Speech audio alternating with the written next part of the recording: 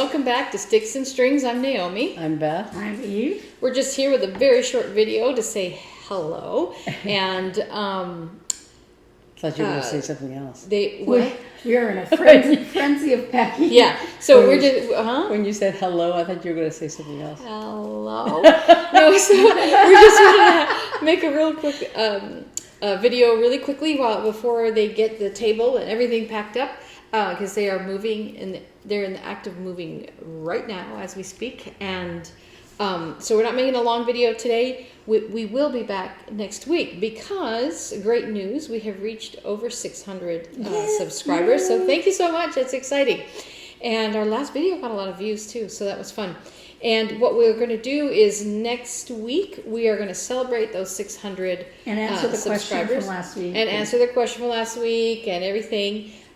So and tell you how to win the giveaways. Yeah, how to win the giveaways. So come back next week, same time on next Sunday, and we will have a party for you. Okay? Yeah. So we just thought we'd come on and say hey in the midst of the boxes and tape and packing up.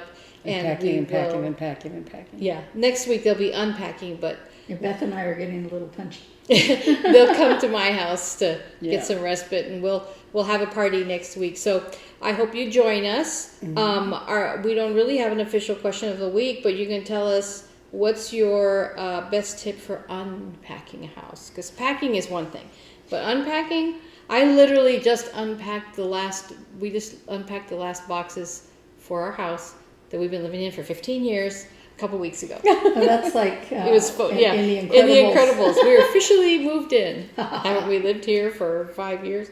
Yeah. So, but yeah. So, what are your tips for unpacking? What's the best way to go about it? That's the hardest part for me. Packing up you can do, but it's the unpacking. Like, where do you even start? You think when you view the house, you think you know where you're going to put things. Yeah.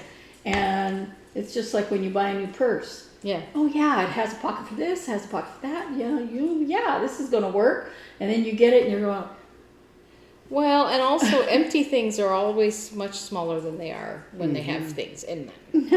And like, or like your kitchen, you have an idea and you're like, well, what should I put the plates here? Yeah. But then should I put the plates over there?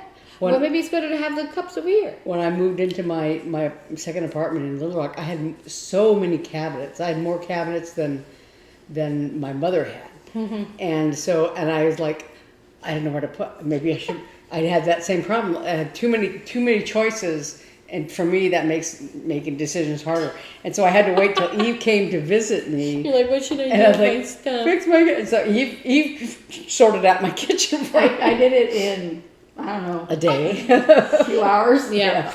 She didn't have that much stuff. I'm like, Beth.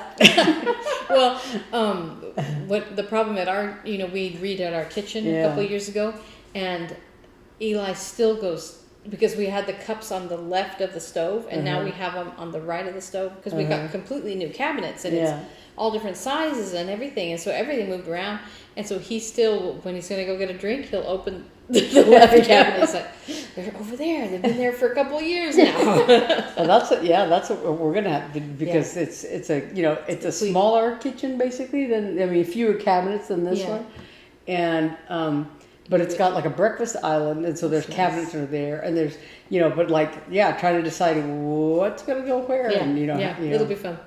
So, but we will see you next week, same time. Thanks for popping in for a few minutes with us, and we hope you have a great week. The weather's changing for us. It's nice and cool out in the mornings. It was like 60 the other day. I put on a sweater. We had a record amount of days of rain. Yeah. That we've had, what was it, 100 years or something like that? It's crazy. 5 days in a row. And now the weather's nice. And make a note, the cold water is actually cold now. Yes. This is a day on the calendar every year that I observe with great reverence and thankfulness that the cold water is cold.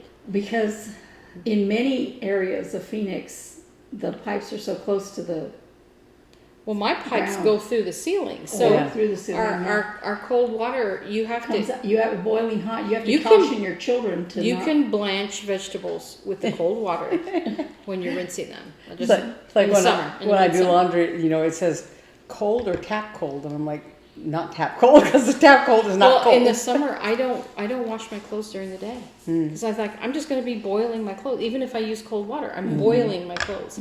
So I have to wait. I wait till at least till the sun goes down and it's not so bad. So, anyway, the water's cold, so that's really really fun. So anyway, we hope you're having a great October, and we will see you next week. Bye.